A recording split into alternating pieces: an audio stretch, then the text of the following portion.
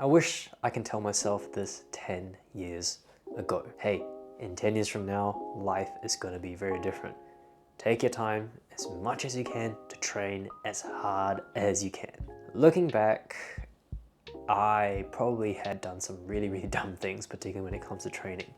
But I really enjoyed it. The reality is that as I grew older, I started to undertook a lot more responsibilities, and one thing had to give, which was time. That's the kind of the harsh reality of most things. As we mature, you're going to undertake a little bit more responsibilities, more work. If you're also watching this, if you've got a family, that's also going to cut into your precious time. That's the reality of the situation.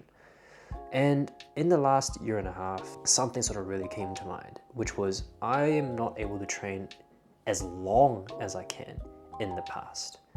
And so here are a couple tips that I can give you in order to maximize the time that you have if you are able to get into the gym. Huge caveat. These tips and tricks might not get you the strongest, it might not get you the biggest, it might not also get you the fittest, but it is at least going to help you maintain some progress and, or in some cases, even when you go into the gym, especially if you're very time poor, compound movements are your friend.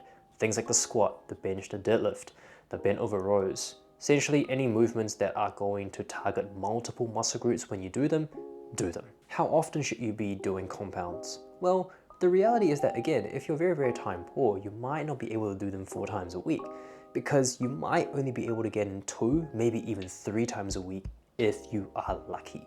So I would suggest ideally you get 1 or even 2 days of compound lifting in your weekly program if possible. You might be saying this, hey Chong, compound movements are great. But the issue here is that I am very tired after doing these compound movements, once or even twice a week. But I would really like to get a 3rd gym session in, but not spend 2 hours in there. Here's something that I found that's quite interesting. Antagonistic supersets. It's a fancy word for saying, do an exercise targeting a specific muscle group, followed immediately by a second exercise that targets a completely different muscle group.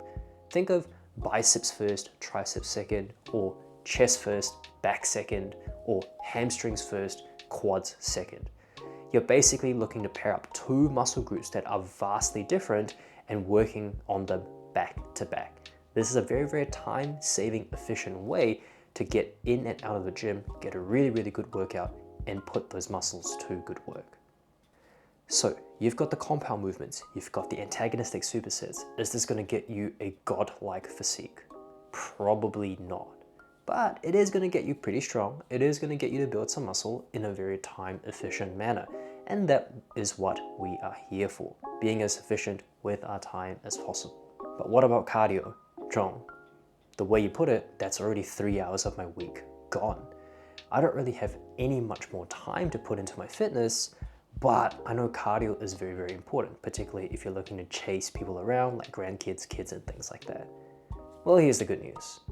I would say doing cardio sessions at least once a week and pushing it as hard as possible is going to be your best bet. Pick something you enjoy, a hobby, ideally a physical hobby that is going to tax your cardiovascular system to its max abilities. For me, over the last 2.5 years, I found jiu-jitsu, and without going too deep into a rabbit hole sounding like it is a cult, it is a cult. This is a great way for me to get in my cardio and enjoy something that I really like to do. So hopefully you found this video useful. In summary, get some compound movements in, get some supersets in, antagonistic ideally, just to kind of save time and be very efficient with your time, and adding maybe cardio once a week. Hopefully this video helps. See you in the next one.